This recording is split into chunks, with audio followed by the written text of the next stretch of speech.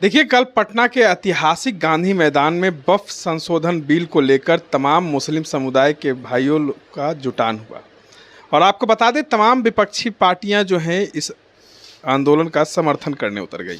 हमारे साथ इन तमाम मुद्दों पर चर्चा करने के लिए पूर्व आईपीएस अधिकारी अमिताभ कुमार दास जी हैं।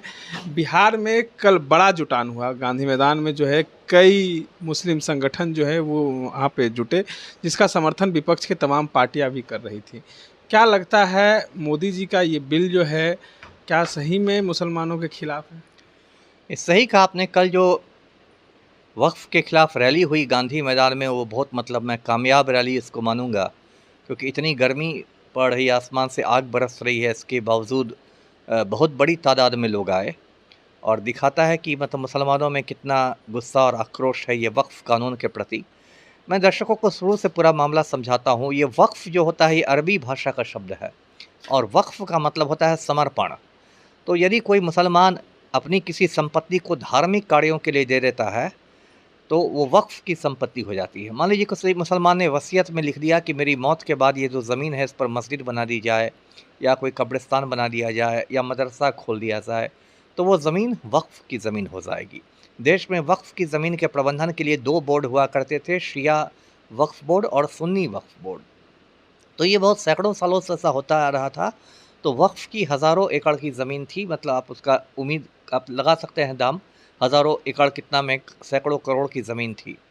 उसके बाद जो अभी क्या हुआ इस देश में जो चल रहा है, गौतम अडानी ने हुक्म दिया नरेंद्र मोदी को कि वक्फ की ज़मीन वो सरकार को लेकर मुझे दे दे। तो उसके बाद क्या हुआ कि मोदी ने वक्फ कानून बनवाया और संसद के दोनों सदनों में वो कानून पास हुआ, लोकसभा राज्यसभा दोनों में। फिर उस पर राष्ट्रपति के दस्तखत हो गए, वो वक्फ एक्ट बन गया। उसके बाद वक्फ एक्ट को सुप्रीम कोर्ट में चुनौती दी गई है, तो सुप्रीम कोर्ट में उसकी सुनवाई पूरी हो गई, अभी फैसला नहीं आया है। लेकिन सुप्रीम कोर्ट का रुख काफ़ी कड़ा है सरकार के प्रति। जैसे कि सरकार ने जो वक्फ बोर्ड बनाया है उसमें गैर मुसलमानों को भी रखा जाएगा। तो सुप्रीम कोर्ट ने सरकार से पूछा है कि राम मंदिर ट्रस्ट में कितने मुसलमान रखे गए हैं। तो सुप्रीम कोर्ट इस बात से नाराज़ है कि जब आप राम मंदिर ट्रस्ट में किसी मुसलमान को नहीं रख सकते हैं तो वक्फ बोर्ड में आपने हिंदुओं को कैसे घुसा दिया है। तो कोर्ट का रुख कड़ा है, अभी कोर्ट का फैसला तो नहीं आया है और उस फैसले का तेजस्वी हम मन से कह रहे थे किसी बाप का नहीं है हिंदुस्तान। हाँ, वो तो खैर सही बात है किसी के बाप का तो हिंदुस्तान नहीं है। और उसके बाद क्या हुआ कि अभी जो कल की जो रैली थी, इससे सबसे ज़्यादा पलटू को टेंशन लेने की ज़रूरत है, क्योंकि मुसलमानों की बड़ी रैली हुई थी तो भाजपा को तो ऐसे भी मुसलमान वोट नहीं देते हैं। और पलटू राम जो है वो डबल गेम खेलते हैं, एक तरफ मुसलमानों का हितैषी बनेंगे, शुभचिंतक बनेंगे कि हम आपके साथ हैं, दूसरी तरफ बीजेपी की भी पूंछ पकड़ के घूमेंगे। जैसे जब वक्फ बिल पर जब मतदान हुआ था संसद में, तो जो जदयू के सांसद हैं, पलटू की पार्टी के एमपी हैं, उन लोगों ने वक्फ बिल के पक्ष में वोट दिया था, बीजेपी के साथ खड़े रहे थे। तो इसको लेकर मुसलमानों में बहुत गुस्सा है। नहीं तो लोग कह रहे हैं ना, गरीब मुसलमान, पसमंदा मुसलमान को काफ़ी फ़ायदा होगा। कोई फ़ायदा, जो फ़ायदा होगा गौतम अडानी को फ़ायदा होगा और किसी को फ़ायदा नहीं होने वाला।